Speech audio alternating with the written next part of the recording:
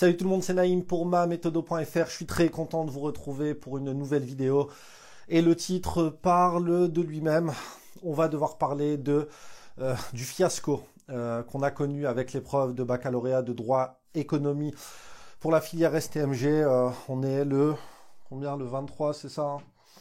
On est effectivement le 23 mars, si je dis pas de bêtises. Non, le 22 mars, excusez-moi. Bref, je suis tellement déboussolé que j'en perds la date. Le baccalauréat s'est tenu hier pour l'épreuve de droit économie et c'est un véritable fiasco. Et il m'est irrésistible et impossible de ne pas en parler à travers cette vidéo. Ça fait très longtemps que j'ai pas fait une vidéo, mais là à un moment donné, il faut que on dise les choses et il faut qu'on en parle. Alors, qu'est-ce qui s'est passé? Bon. Le sujet a fuité, alors bon, ça, ce sont des choses qui arrivent, hein.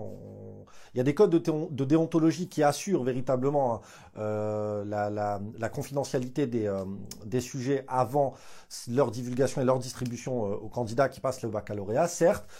Parfois, il y a des fuites. Alors, j'ignore comment le sujet a fuité, hein. Moi, je trouve ça regrettable, bien évidemment.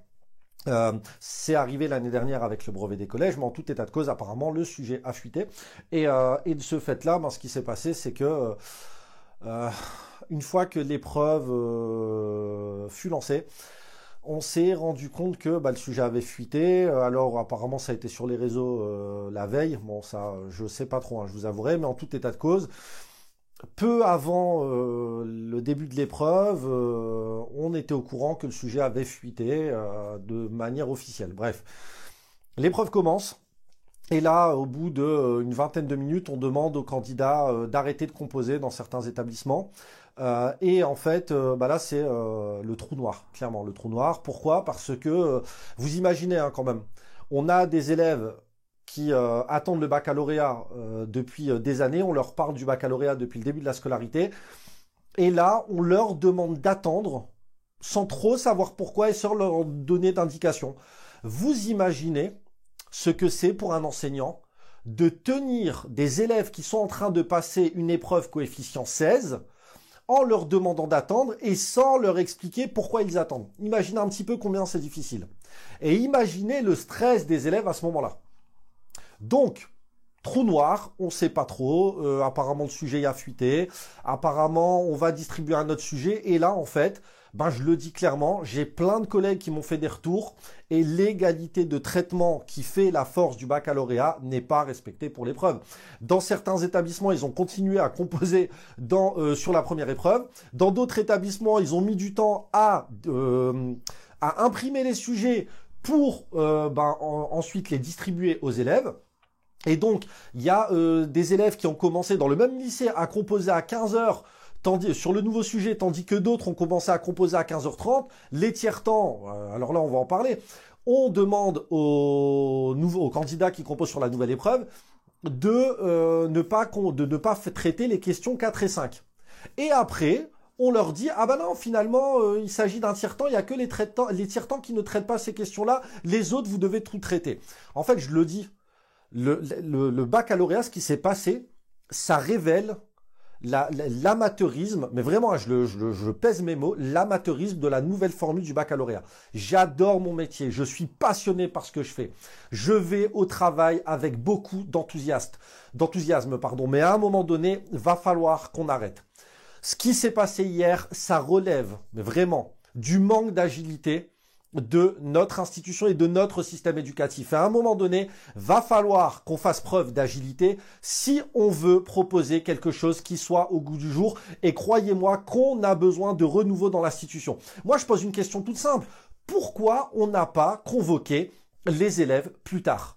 Et pour ça, si on me dit oui, mais les convocations, tout ça, la date, c'est pas la même, etc. On fait comme avant. Avant, on convoquait les élèves le matin et ça nous laissait une marge de manœuvre pour l'après-midi. Et vous savez quoi? Il y a quelques années, c'est ce qui s'est passé. On s'est rendu compte qu'il y avait un sujet qui avait fuité, tout ça. Il y a eu un petit problème. On a renvoyé les élèves chez eux et on les a reconvoqués l'après-midi. Non, mais vous imaginez ce que c'est vraiment d'attendre face à un nouveau sujet et de devoir tenir, mais vraiment c'est le terme, des élèves qui sont en train de passer une épreuve, qui sont terriblement stressés par l'épreuve et à juste titre, et qui n'ont pas d'indication sur ce qui est en train de se passer. la communication a été chaotique, mais encore une fois, c'est encore aux enseignants de rattraper les manquements de la préparation et de l'organisation de l'épreuve. Je vous le dis, pour moi, l'épreuve, ça a été un véritable fiasco. Ça révèle comment dirais-je, les manquements de cette nouvelle formule du baccalauréat. Cette nouvelle formule du baccalauréat, elle est stressante parce qu'elle nous impose dans un temps qui est restreint de faire exactement, de dispenser le même programme. Ça stresse les profs qui, in fine, stressent les élèves qui sont déjà stressés par l'épreuve certificative. Ensuite, on nous demande, voilà, d'en faire de grands orateurs au bout de 2 mois, alors que les profs ne sont même pas formés à la prise de parole et à l'art oratoire. Bref, sincèrement, ça a été un véritable fiasco. Et je pèse mes mots, je trouve ça scandaleux, vraiment. Je trouve ça scandaleux. On se prend la tête à former nos élèves de la meilleure des manières. On se prend la tête à faire un travail au quotidien et on manque de crédibilité face à une telle organisation.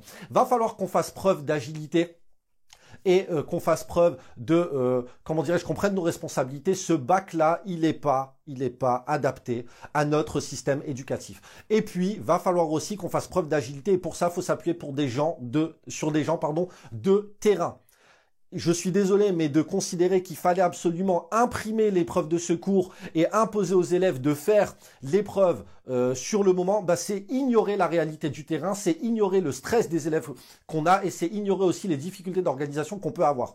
Donc, je le redis, ce baccalauréat est un véritable fiasco et à un moment donné, il va falloir qu'on prenne les choses en main et qu'on revienne à la formule du baccalauréat qu'on a connue, que tous les profs veulent, que tous les parents d'élèves veulent et que tous les élèves veulent. Je suis désolé, ça ne fonctionne pas, ça nous stresse, c'est infaisable. Et je vous le dis, et je parle même pas de l'épreuve d'SVT, enfin bref, il y a eu des trucs vraiment limite ahurissants et il faut qu'on en parle. À un moment donné, il faut qu'on en parle. Et je suis désolé, je le dis, je prends des risques en faisant cette vidéo, mais au moins je peux me regarder dans la glace le matin parce qu'à un moment donné, il faut dire les choses. Je suis désolé, c'est un véritable fiasco ce qui s'est passé. C'est scandaleux, vraiment, je pèse mes mots, c'est scandaleux. Si mon enfant avait été élève et qui passait le bac cette année, j'aurais été scandalisé.